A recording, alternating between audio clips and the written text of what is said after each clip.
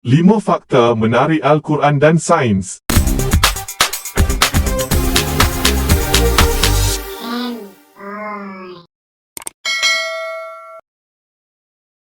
Memang tidak dinafikan kesinambungan ajaran Islam yang diturunkan kepada Nabi Muhammad lebih 1400 tahun yang lalu sentiasa mengenai fakta ilmuwan semasa dunia hari ini termasuk kemajuan teknologi sains.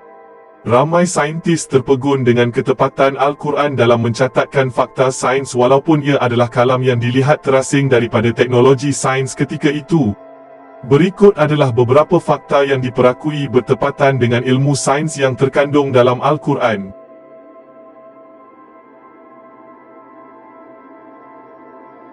Nombor 1. Kejadian manusia. Ahli biologi dunia menemui bahawa penciptaan manusia adalah terjadi dengan gabungan sperma dan ovum yang membentuk zigot.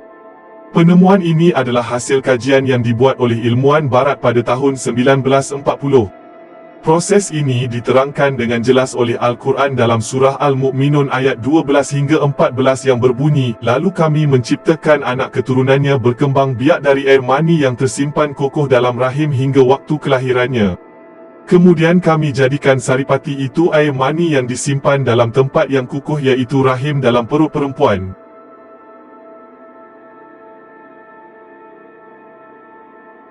Nombor 2. Peredaran matahari dan bumi. Sejak sekian lama para saintis telah mengkaji dan membuat kesimpulan bahawa planet-planet mengelilingi matahari manakala bulan mengelilingi bumi. Mereka juga mendapati bahawa kesemua planet-planet dan bintang mempunyai garis peredarannya sendiri. Hal ini juga telah dijelaskan oleh Al-Quran sejak lebih 1400 tahun dahulu.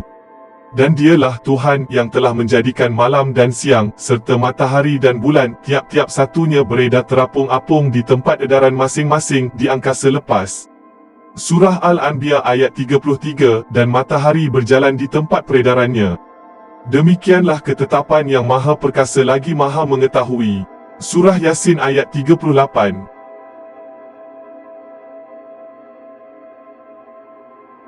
Nombor 3. Alam semesta yang berkembang. Pada abad ke-20 seorang ahli fizik dari Rusia Alexander Friedman dan ahli kosmologi George Lemaitre telah membuat satu penemuan yang mengejutkan bahawa alam semesta ini tidak statik, sebaliknya terus berkembang dari semasa ke semasa.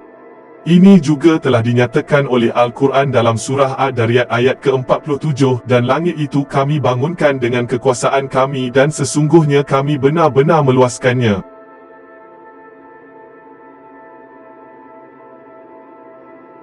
Nombor 4. Kekuatan dan rahsia besi. Ahli astronomi moden mengakui bahawa logam besi yang ditemui di bumi ini adalah bukan berasal dari bumi, sebaliknya ia adalah dari bintang-bintang raksasa di luar angkasa sana.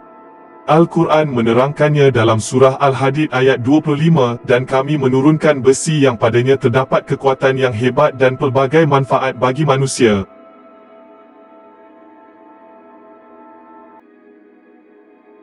Nombor 5. Cap jari. Dunia hari ini mengakui bahawa sekalipun manusia telah wujud sekian lama dan jumlahnya berbilion, namun fakta mengenai cap jari manusia sangat ajaib.